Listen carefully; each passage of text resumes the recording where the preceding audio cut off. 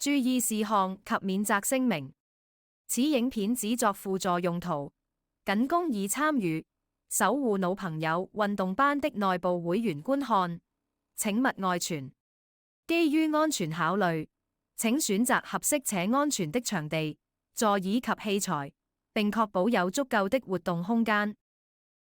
所有運動都可能導致意外或受傷的風險，長者應先明白及理解此類風險的存在，並決定是否參與。長者選擇跟隨此影片進行運動，亦等同於同意且願意自行承擔相應的風險。在進行運動前，長者應評估自身的身體狀況，量力而為。如有身體不適，請先諮詢醫生或醫療專業人士的意見。我今日要教大家單腳嘅平衡練習。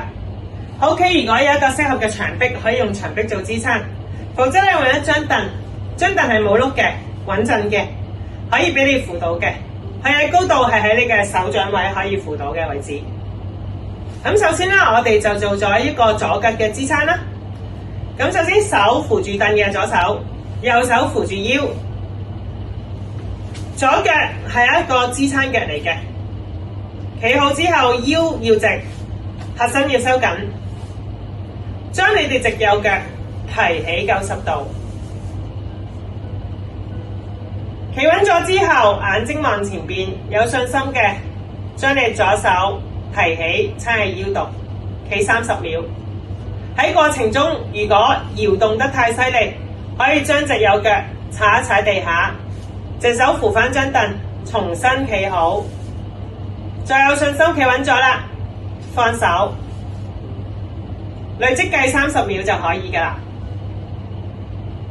如果真係企唔穩嘅人，可以將兩隻手指扶喺凳上面，但係唔好將個重心移晒喺凳度，重心都係要擺喺你隻左腳度嘅。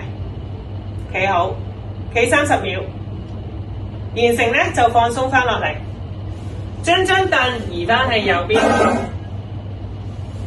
同樣啦，企好個人，扶住張凳，叉住條腰。今次右腳係支撐腳，將隻左腳提起，腰要直，核心要收緊，眼睛望前邊。企穩咗有信心，計時30秒放手，叉住條腰。喺個過程，如果搖動得太犀利，都係將隻腳擺翻落嚟，扶住張凳，重新企好，累積計翻個時間。如果企唔穩嘅人，都係兩隻手指可以扶住張凳。30秒之後咧，可以放鬆。咁盡量咧，每邊腳係做3組嘅。呢個平衡練習可以每日都做嘅。咁今日教嘅單腳平衡練習就係咁多啦。